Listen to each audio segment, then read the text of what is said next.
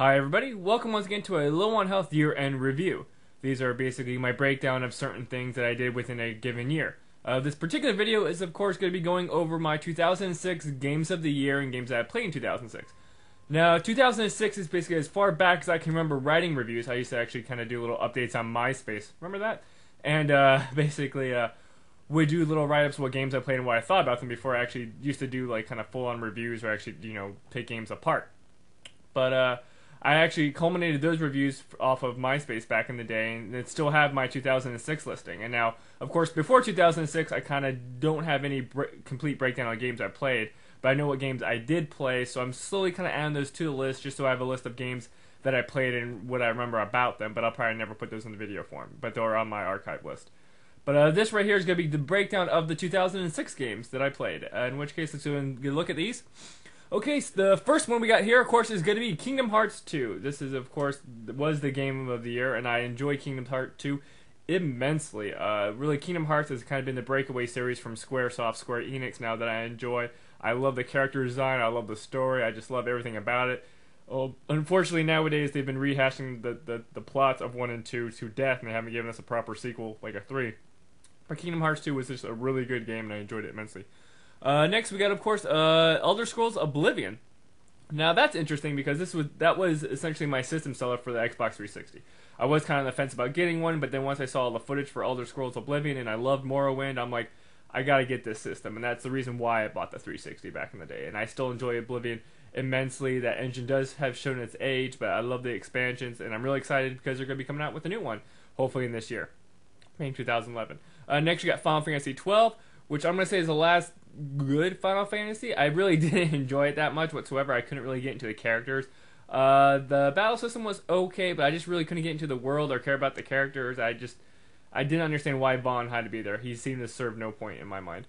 Then you have, of course, Dead Rising, which was a fantastic first-gen 360 game. And then Bully, which is really, I think, my favorite Rockstar game. Kind of like Bully was just a nice condensed Grand Theft Auto, and it was just so good. I also played it on the 360 years later when it came out, and I just enjoyed it immensely. You cannot recommend Bully more than enough.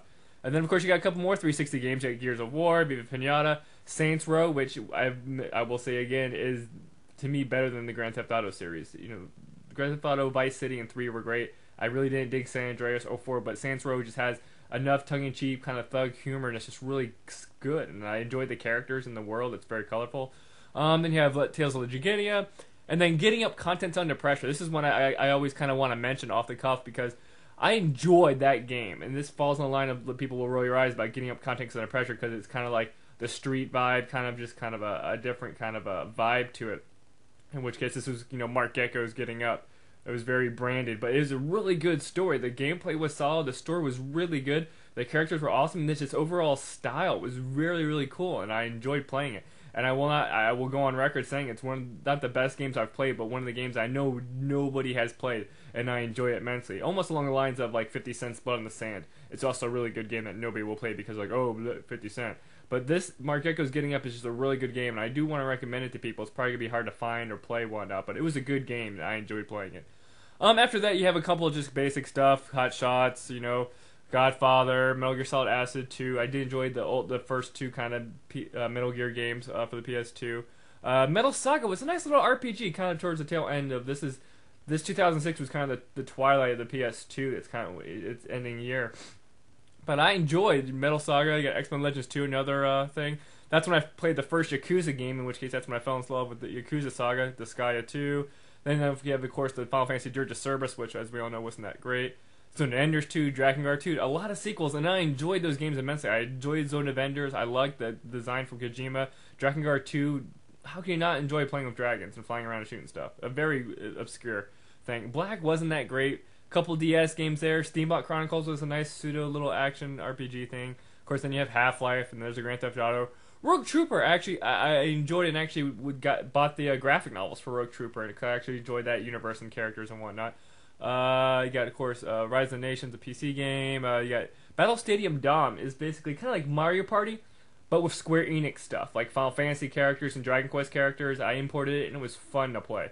Table Tennis was okay, Destroy All Humans, Dead or Alive Extreme, and Extreme games have just been really hard to play. Then of course you got Eureka 7. That's of course the first anime one. For Eureka 7, I enjoyed it.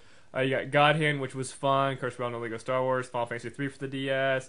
Outfit. Actually, I did play the Japanese version of Dirge of Cerberus before I played the English one, in which case, MS Saga: A New Dawn. Now that's another game, another kind of just basic RPG that I enjoyed immensely because it was an RPG with mobile suits, and I for some reason enjoyed it. It was a nice basic story, and I just loved that premise, and it was just fun to play. Sandman, Ghost in the Shell Man, Guitar Hero 2. I think I didn't like the track back on that one. Of course, you have Sneak King when they did a bunch of those Burger King games, which are still popular. You can buy pre-owned. Just Cause, which was a PS2. Now I played Just Cause on the PS2 and the 360, and I will say the graphical issues with Just Cause 2 on the PS2 was what brought it down. But I enjoyed Just Cause on the 360 immensely. And then of course you have Superman Returns, which was horrible. Family Guy, which was meh, and then of course my worst game of 2006 would be Bad Day LA, which because we know that it's a horrible game. But those are the games of 2006 that I played. That's kind of the last of my games of the year going forward. Going back. But once again, 360 and PS2 games, which is almost has always been 360 and PS2 games in my top 10, going from 6, 7, 8, 9, 10. But I mean, really, PS2 has kind of died off, and it's really kind of just the 360 and PC. There's not many that great PS3 games, in my opinion, besides Yakuza or Metal Gear or whatnot. But as always, I'd like to thank you guys for watching, and I will catch you next time.